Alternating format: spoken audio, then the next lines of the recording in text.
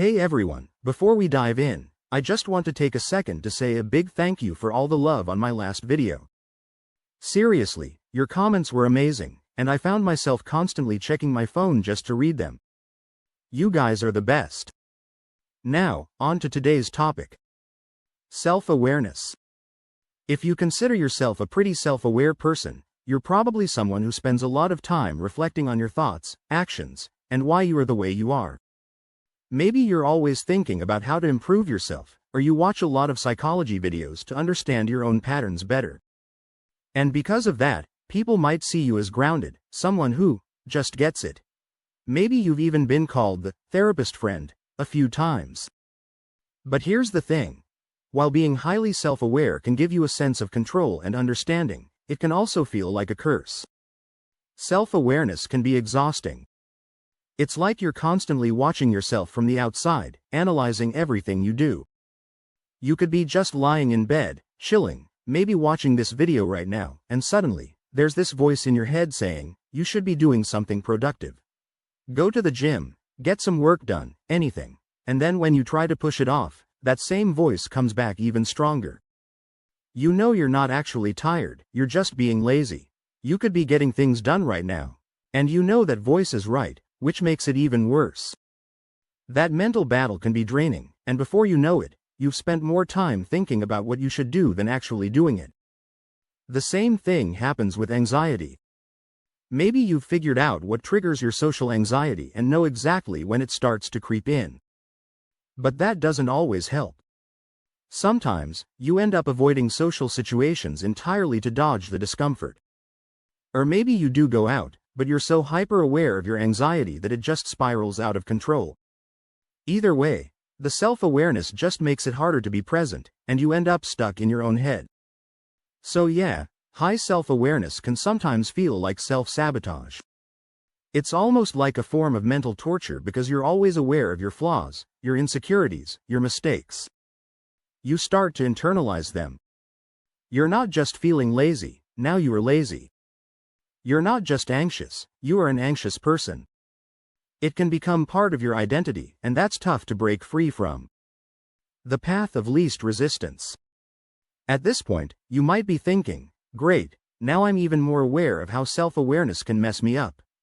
Thanks a lot, but hold on, it doesn't have to be all bad. Like I said, self-awareness can be a blessing or a curse, depending on what you do with it. Knowing your tendencies, your patterns, your weaknesses, that's valuable information. The hard part is choosing how to act on it. Are you going to let it paralyze you, or will you use it to make real changes? Yes, our brains tend to follow the path of least resistance. It's way easier to just stay in your comfort zone and avoid pushing yourself. But the things we value in life, whether that's success, growth, or fulfillment, they don't come easy. You want that great job, the healthy relationship, the sense of purpose? That takes work. Knowing yourself is only step one. Welcome to the human experience. So yeah, being self-aware can suck sometimes. It can make you feel like you're trapped in your own head, constantly overanalyzing everything. But that's part of the human experience. Life doesn't just stop because you're overthinking it. You can't turn off the part of your brain that's always watching, always judging. But you can learn to live with it. Let's be real, having less self-awareness isn't a solution either. Ignorance doesn't solve problems, it just hides them. Problems are still there, whether you can see them or not. That's why running away from your self-awareness won't work. It's better to accept that it's part of who you are and figure out how to use it in a way that helps you. So how do you deal with this? Accept, but keep moving forward. The key, at least in my experience, is acceptance. You have to make peace with the fact that your brain works like this. Stop fighting it. Self-awareness is just your mind's way of processing the world around you. It doesn't mean you're broken. It's just how you operate.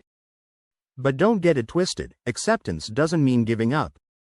It doesn't mean you just sit back and let your emotions run the show. It means recognizing the feelings that come with self-awareness and choosing not to let them control you. Your emotions are like the weather, they come and go. You don't have to be tossed around by every gust of wind. Be kinder to yourself. Another thing? Be kinder to yourself. Who said you have to be perfect? You're human. You're going to mess up, feel lazy, have bad days. And that's okay. The more you beat yourself up for those moments, the harder it is to recover. You wouldn't want someone else to constantly punish you for your mistakes, so why do that to yourself? Learn to forgive yourself for the missteps and keep moving forward. Final thoughts. At the end of the day, self-awareness is a tool. It's like having a powerful lens through which you can see yourself more clearly. But how you use that tool is up to you. It can either help you build something meaningful, or it can tear you down. The choice is yours. Yeah, being self-aware is hard. It's exhausting. But it's also what gives us the ability to change, to grow, and to find purpose in life. And that's worth it, in my opinion. So, what about you?